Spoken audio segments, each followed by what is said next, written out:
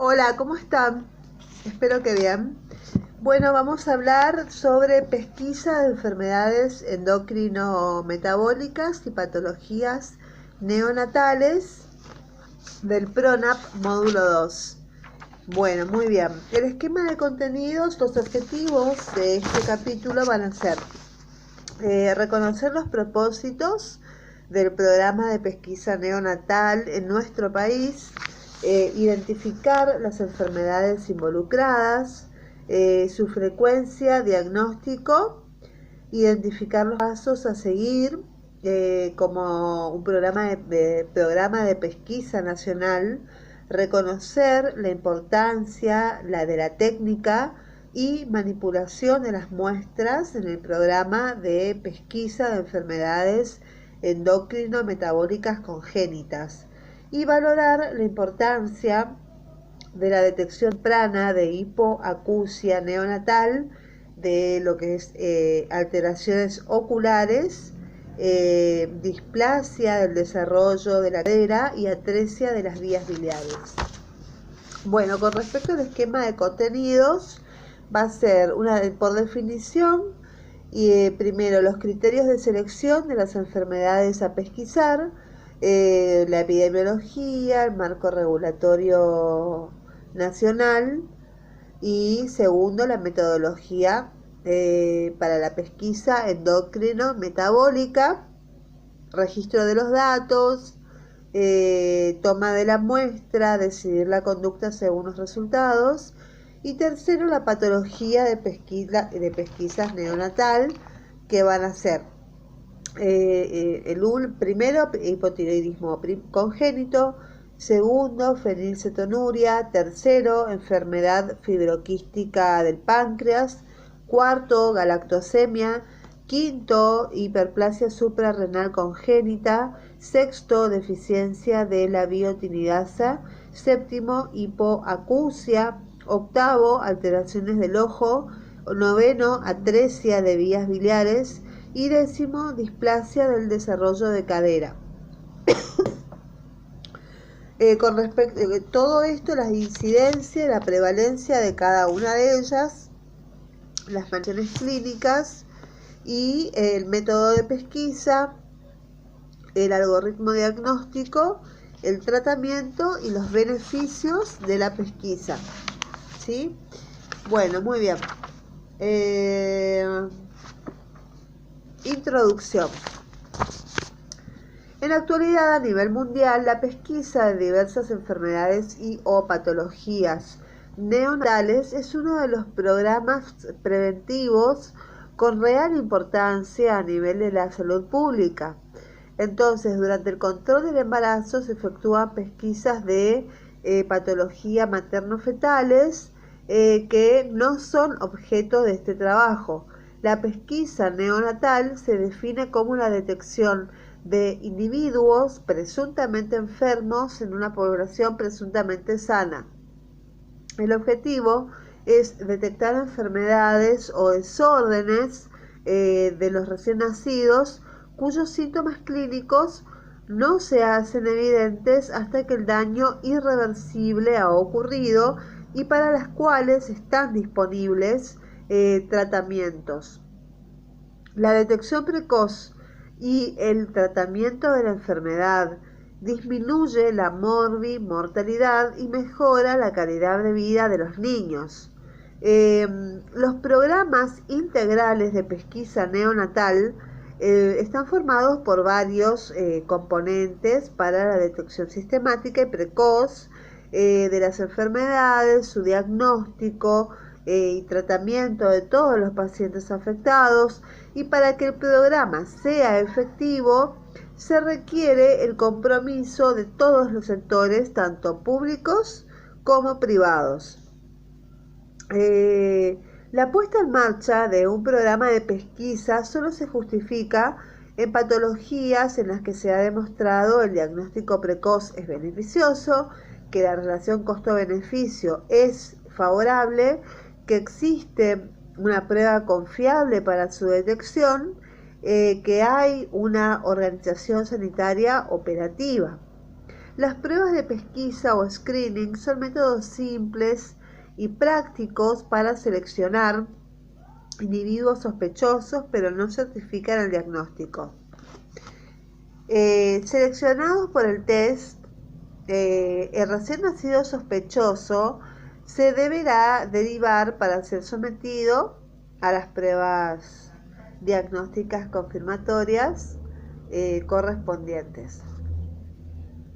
Según la Academia Americana de Pediatría, un programa de pesquisa neonatal comprende educación de padres y pediatras sobre la pesquisa, realización rápida y confiable del test de pesquisa, recolección y transporte confiable de la muestra, diagnóstico de certeza con pruebas confirmatorias, educación, consejería genética y apoyo psicológico de las familias de los niños afectados, manejo y tratamiento adecuado de los pacientes y evaluación sistemática de la evolución.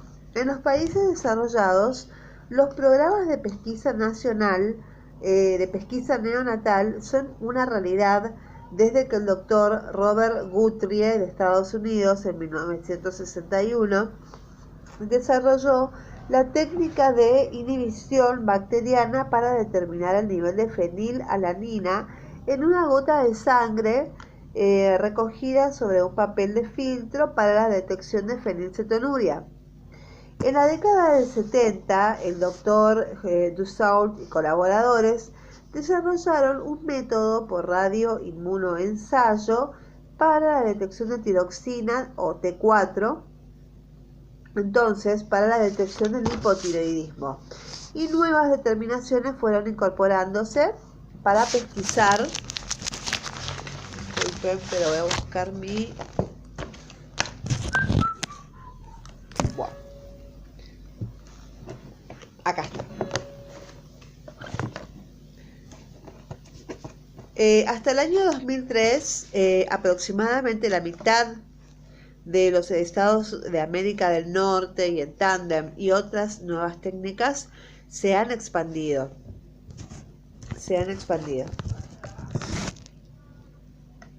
Entonces, se han implementado la pesquisa neonatal con espectrometría de masa en tándem y otras nuevas técnicas se han expandido para la detección de más de 20 desórdenes de aminoácidos, acidemias orgánicas y ácidos grasos. También varios estados de Estados Unidos accedieron al programa de screening para toxoplasmosis.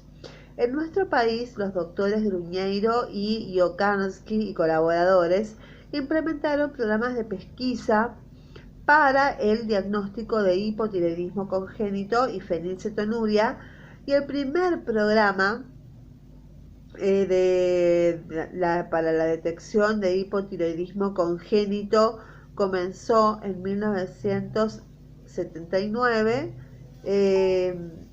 Fundación Endocrinológica Infantil y División Endocrinología del Hospital de Niños del J.R. Gutiérrez en una población de recién nacidos de alto riesgo seleccionada en base a signos y síntomas precoces de enfermedad.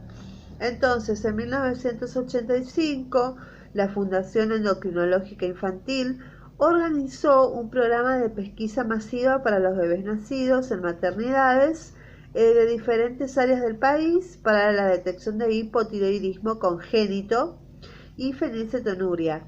Y la misma entidad implementó a partir de 1997 el rastreo neonatal de otras enfermedades como galactosemia, hiperplasia suprarrenal congénita, fibrosis quística del páncreas y posteriormente de la deficiencia de biotinidasa.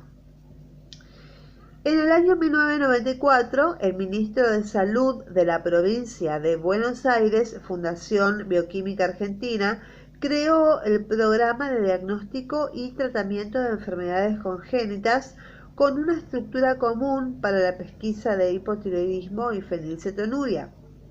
Actualmente efectúa la pesquisa de 7 enfermedades que son la fenilcetonuria, el hipotiroidismo, la fibrosis quística del páncreas, la galactosemia, la hiperplasia suprarrenal congénita, el déficit de biotinidasa y enfermedad de la orina con olor a jarabe de arce. En el año 2000, el gobierno de la Ciudad Autónoma de Buenos Aires incorporó un nuevo programa de pesquisa neonatal de hipotiroidismo, fibrosis quística y fenilcetonuria, y a partir del año 2005-2006, galactosemia e hiperplasia suprarrenal congénita, desde el 2007 la detección del déficit de biotinidasa.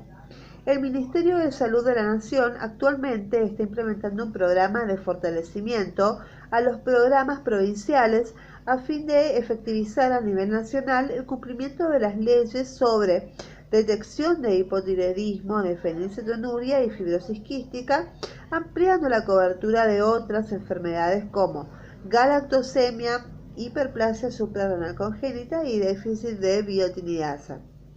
Actualmente, en distintos centros asistenciales del país se realizan distintos programas de pesquisa neonatal que incluyen la detección de hipotiroidismo, de fenilcetonuria, hacemos pesquisa de enfermedad fibroquística del páncreas, otra de la galactosemia, hacemos pesquisa de la hiperplasia suprarrenal congénita, pesquisa del déficit de biotinidasa, pesquisa de hipoacusia y de alteraciones del ojo, que es el reflejo rojo.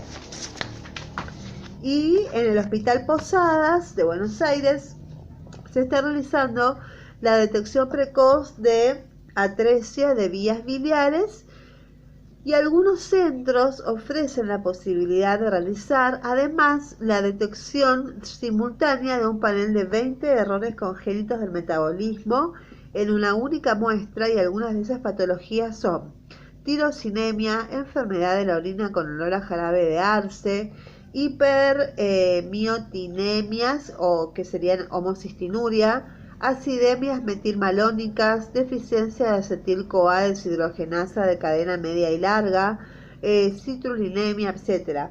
Este nuevo análisis se realiza utilizando la espectrometría de masa en tándem, que es una tecnología avanzada a nivel mundial. Los criterios de selección de las enfermedades para efectuar la pesquisa neonatal masiva. La decisión de efectuar pesquisa neonatal masiva se basa en dos órdenes: las características de la enfermedad y la disponibilidad de recursos terapéuticos, y B, las características del método. En relación a la enfermedad se toma en consideración la severidad y frecuencia, el tratamiento satisfactorio, la máxima efectividad del tratamiento en la etapa neonatal, la posibilidad de control y tratamiento de los afectados, la posibilidad de centralización de los datos. En relación a las características del método, se debe tener en cuenta, en primer lugar, las condiciones de las muestras a obtener, que tiene que ser de obtención sencilla, tiene que ser de fácil transporte y tiene que ser de fácil conservación y estabilidad de la muestra.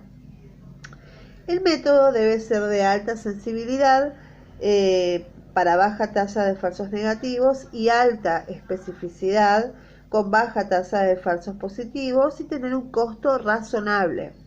Los métodos de pesquisa poseen una gran cantidad de falsos positivos, y el valor predictivo positivo es la probabilidad de presentar la enfermedad cuando el resultado es positivo. La pesquisa infectológica. En el caso de madres que no tienen controles prenatales, se debe realizar en el puerperio inmediato la detección de sífilis, Chagas, toxoplasmosis, VIH, previo consentimiento informado según la Ley Nacional número 23.798 y su decreto reglamentario número 1244/91, y también la hepatitis B. Deben estudiarse los hijos de madres con resultados positivos.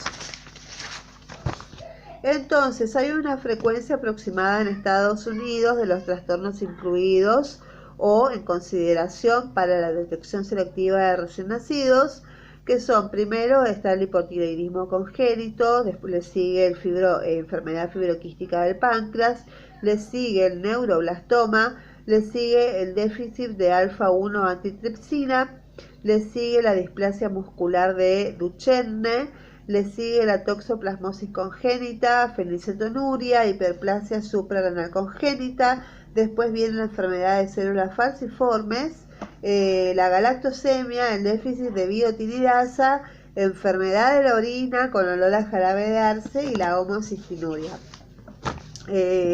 La tabla 2 tenemos la incidencia de detección de errores congénitos, como la Fundación Bioquímica Argentina, Programa de Diagnóstico y Tratamiento de Enfermedades Congénitas del Ministerio de Salud de la Provincia de Buenos Aires. Y tenemos la incidencia, primero, el hipotiroidismo congénito, segundo, la fenilcetonuria, tercero, la hiperfenilalaninemia, cuarto, la fibrosis quística, quinto, tenemos la galactosemia, que se divide en galactosemia clásica, galactosemia déficit parcial y de galactosemia con déficit de quinasa. Después le sigue a la galactosemia, le sigue la hiperplasia suprarrenal congénita, perdedoras de sal, que se dividen a su vez en no clásica, en virilizante simple y en no clasificada. A estas enfermedades sigue la incidencia, le sigue la deficiencia de la biotinidasa, que puede ser absoluta o parcial, y la enfermedad de la orina con olor a jarabe de arce. El programa de pesquisa nacional del neonatal del año 2000 a 2005 nos arroja, de CABA, del Ministerio de Salud, nos arroja que el hipotiroidismo tiene mayor incidencia, sí. Sífilis congénita también, y bueno, después le sigue Chagas, le sigue fibrosis quística y le sigue fenilcetonuria. Entonces, el marco regulatorio nacional, donde cada jurisdicción adapta o modifica las leyes nacionales en la materia, y la ley, por ejemplo, 23.413, sancionada el 10 del 10 de 1986, establece la obligatoriedad de realizar la pesquisa neonatal de fenilcetonuria. La ley 20.874, sancionada el 28 del 9 de 1990, agrega la detección precoz de hipotiroidismo congénito. Después tenemos el decreto 1316 del 13 de 6 de 94, que reglamenta las leyes 23.413 y 23.874, incorpora el plazo de realización de las determinaciones y los responsables de la pesquisa. Ley 24.438, sancionada el 21 del 12 de 1994, que agrega la detección de fibrosis quística del páncreas, y la resolución 508/96 establece normas de procedimiento para la toma y control de la muestra, y la ley 26.415 está sancionada en abril del 2001 y habla del Programa Nacional de Detección Precoz de la Hipoacusia. Bueno, con respecto a la metodología para la pesquisa endocrino-metabólica, acá el éxito de un programa de pesquisa neonatal endocrino-metabólica depende del registro de los datos, de la calidad de la muestra obtenida, su manipulación, el tiempo oportuno de la toma de la muestra, el envío al laboratorio y el procesamiento y confirmación de los resultados en forma precoz. Lo dicho permitirá realizar el tratamiento adecuado y evitar una morbilidad prevenible. Bueno, primero registro de datos, que sería previo a la toma de la muestra. Se deberá llenar la tarjeta de pesquisa. La tarjeta de pesquisa con los datos de la madre y del recién nacido, que son apellido, domicilio, teléfono, hospital, fecha y hora de nacimiento y de extracción de la muestra, peso del recién nacido, edad gestacional, asegurándose la veracidad de la información. Esta es la ficha, donde tiene que figurar, por ejemplo, institución, apellido del recién nacido, pasaporte, DNI, todo. Muy bien. Se aclarará a la madre que dicha información se requiere con el único fin de localizar a la familia en caso de resultados que indiquen enfermedad y para confirmar el diagnóstico e iniciar el tratamiento rápidamente. Bueno, segundo, tenemos la toma de la muestra, que sería esto. Estos, ¿sí? Acá dice pesquisa neonatal. Y acá se ponen las muestras de sangre, ¿sí? En estos agujeritos, estos redonditos. Por ejemplo, no toque los círculos, hay que llenarlos completamente. Y bueno, tiene un papel que dice un lote, que es de W barra W041 y que vence en tal fecha, con fecha de vencimiento. Y bueno, esa es la toma de la muestra de la pesquisa. Para la detección de fenilcetonuria y galactosemia, el recién nacido deberá estar recibiendo alimentación, leche materna o artificial por lo menos 24 horas antes del examen. El objetivo es permitir la acumulación anormal de metabolitos. Si por alguna razón el recién nacido es dado de alta antes de las 48 horas de vida, se debe tomar la muestra previo al alta, no antes de 36 horas de vida. Si por cualquier causa la muestra es obtenida antes de las 24 horas de vida, la misma deberá repetirse. Y entonces, si la muestra no fue oportunamente obtenida, esta deberá ser tomada aún después del 5.º día, ya que puede realizarse el diagnóstico aunque demorado y el niño se verá beneficiado, por supuesto. Situaciones especiales son los recién nacidos prematuros con edad gestacional menor de 35 semanas, deberán ser pesquisados y repetir la extracción de una vez cumplidas las 37 semanas. Los recién nacidos con un peso inferior a 1.500 gramos, se hace la toma de la muestra y se repetirá cada 15 días hasta que hayan alcanzado los 2.000 gramos. Recién nacidos que requieran tratamientos por diferentes patologías deberán ser igualmente pesquisados. Se debe aclarar en la tarjeta de datos si recibe cotrimoxazol o procaína, benzilpenicilina, porque estas drogas interfieren con la determinación de la actividad de la biotinidasa. Y si el neonato requiere una plasmaféresis o transfusión sanguínea, se debe tomar la muestra antes del procedimiento. Si no se realizó la extracción antes del procedimiento, se sugiere realizar la toma después del 7.º día de realizado.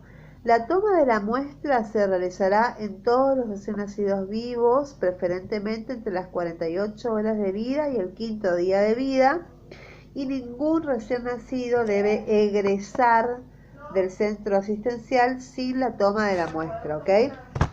Bueno, tenemos la toma y manipulación de las muestras, que son instrucciones para el personal de salud. La pesquisa neonatal. La pesquisa neonatal. La pesquisa neonatal permite detectar en los recién nacidos deficiencias metabólicas congénitas que pueden ocasionarles secuelas graves y permanentes. Por ejemplo, su éxito depende de la calidad de la muestra obtenida, de la manipulación y su despacho al laboratorio, y y estas instrucciones son una herramienta clave para su salud y la vida de nuestros niños. Primero, tome la muestra antes del alta, si es posible, entre las 48 horas y el quinto día de vida, 24 horas después de que el niño haya comenzado a alimentarse. Si el niño debe recibir una transfusión, tómela antes de la pesquisa. Segundo, lávese las manos, colóquese los guantes y descártelos al terminar el procedimiento con cada niño, y para realizar otra extracción repita este paso. Tercero, acueste al bebé en decúbito dorsal con el pie en el que hará la punción más bajo que el resto del cuerpo. Cuarto, masajee o entibie ese talón para vasodilatar la zona.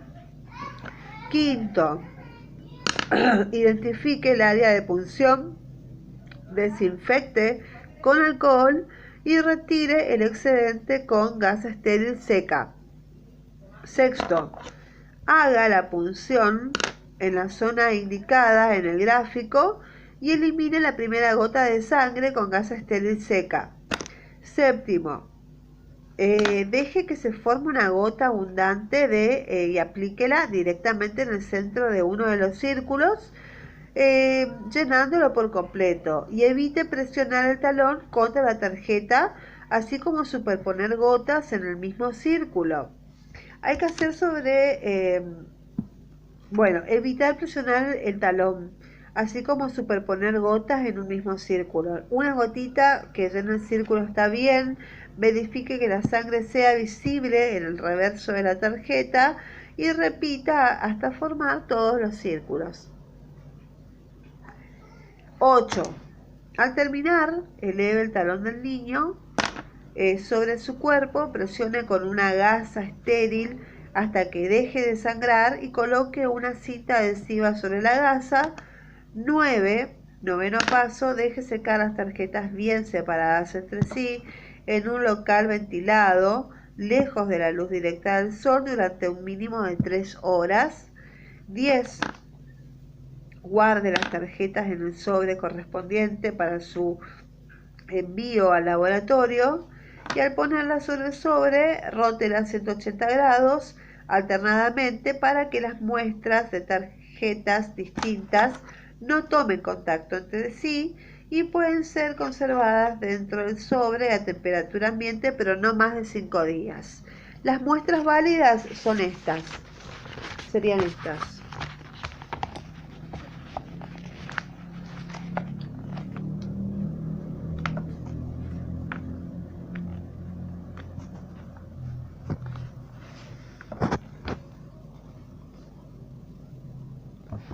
Estas son consideradas muestras válidas. ¿Por qué? Porque la mancha de sangre es del diámetro de los círculos, porque hay distribución homogénea sobre ambos lados del papel, porque no hay coágulos de sangre, porque no hay rayaduras ni coloración inadecuada, y porque hay un llenado de todos los círculos. ¿Cuáles no son muestras válidas? Esto, por ejemplo.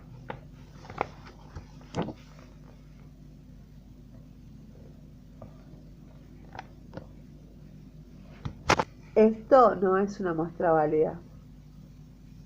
Esto no. Bueno, esto es una tarjeta con áreas sobresaturadas y tampoco es válido.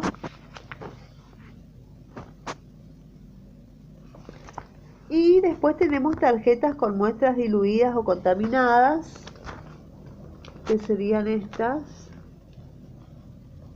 Esta, por ejemplo, esta que no se ve nada, está diluida.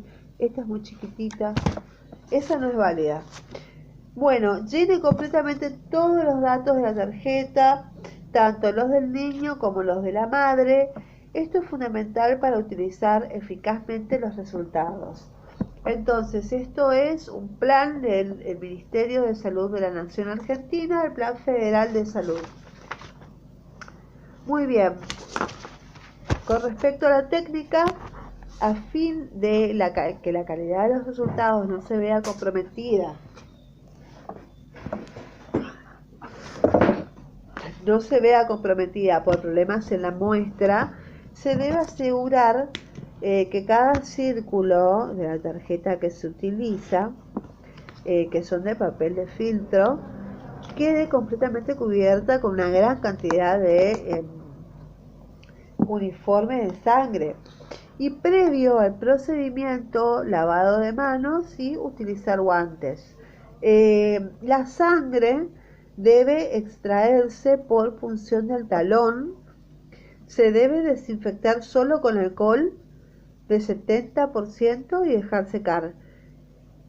Se realiza una punción con lanceta estéril y desechable en una de las caras laterales del talón. Se deja que se forme espontáneamente la primera gota de sangre, que se retira con una gasa estéril. La segunda gota de sangre se coloca en el papel de filtro. Asegurarse que la sangre haya traspasado el reverso de la tarjeta, colocar una única gota de sangre por círculo. También es importante acordarse eso. Cuando el recién nacido requiera estudios de sangre y se utilice una venopuntura, se debe aprovechar la extracción para tomar las muestras de la pesquisa. Los papeles de filtro se dejan secar al aire durante 3 horas en posición horizontal sin colocar nada encima.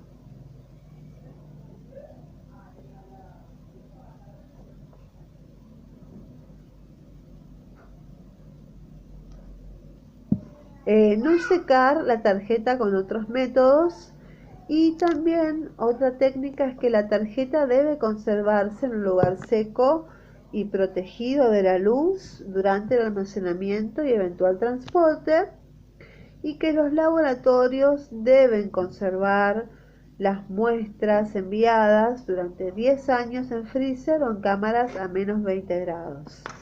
Con respecto a la lactancia materna y dolor. La lactancia materna y el dolor.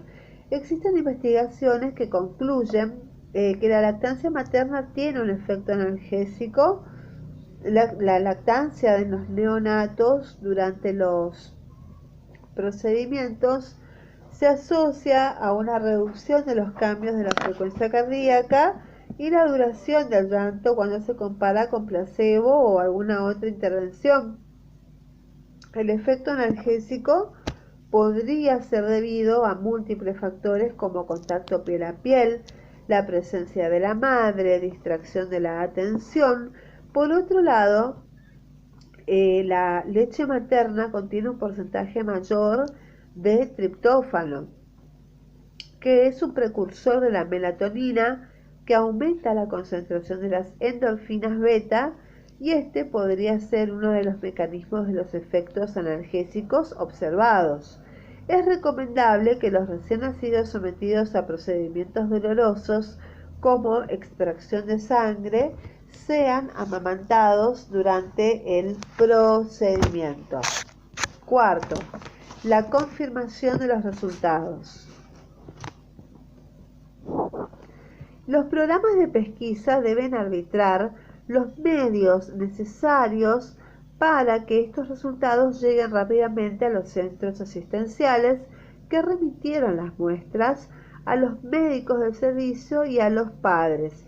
Se explicará a estos últimos la obligación y necesidad de realizar el análisis de confirmación diagnóstica de la enfermedad para comenzar el tratamiento adecuado. Cuando el médico recibe los resultados del análisis realizado con la muestra de sangre, debemos confirmarlos con el test de diagnóstico específico para la enfermedad en forma inmediata a fin de confirmar o excluir la enfermedad. Es prioritario el seguimiento de los recién nacidos con resultados dudosos, igual o por encima del valor límite establecido. El laboratorio deberá repetir el estudio en la misma muestra. Los recién nacidos cuyos resultados fueron dudosos, igual o por encima del valor límite establecido, pueden ser falsos negativos o positivos debido a una gran variedad de razones, como pretérmino, transfusión de sangre, muestra extraída antes de las 24 horas, etc. Si el recién nacido presenta signos o síntomas de enfermedad, requiere una apropiada evaluación, aun cuando el resultado de la pesquisa fuera negativa. Los recién nacidos cuyos resultados fueron dudosos, igual o por encima del valor límite, hay que verlo, ¿sí? Puede ser un falso negativo o un falso positivo. Y es prioritario el seguimiento de los recién nacidos con resultados dudosos e igual o por encima del valor límite establecido, y el laboratorio deberá repetir el estudio de la misma muestra, y de acuerdo con la práctica internacionalmente aceptada, cada laboratorio de pesquisa neonatal debe establecer y ajustar periódicamente su propio valor límite. Bueno, tenemos la interpretación de los resultados de las muestras. El procesamiento de muestra en papel filtro. Resultado menor al valor límite quiere decir que es normal. Si el resultado de la muestra nos da un igual o mayor al límite, es dudoso, se considera dudoso y se considera repetir la misma muestra. En esta misma muestra, si el valor es menor al valor límite, se considera ya que es normal, y si en la segunda muestra los valores son superiores al valor límite, se hace una prueba diagnóstica confirmatoria. Bueno, y si la muestra está tomada de forma inadecuada, se toma nuevamente la muestra. Muy bien. El valor límite se establece en base a la distribución de valores obtenidos de un número suficiente de determinaciones, dependiendo también del método usado y de variables como peso de nacimiento, edad gestacional, días de vida al momento de la toma de la muestra, etc. De acuerdo con la práctica internacionalmente aceptada, cada laboratorio de pesquisa neonatal debe establecer y ajustar periódicamente su valor límite. Bueno, nos quedamos, esta es la primera parte, es largo el tema. Les aviso. Nos vemos.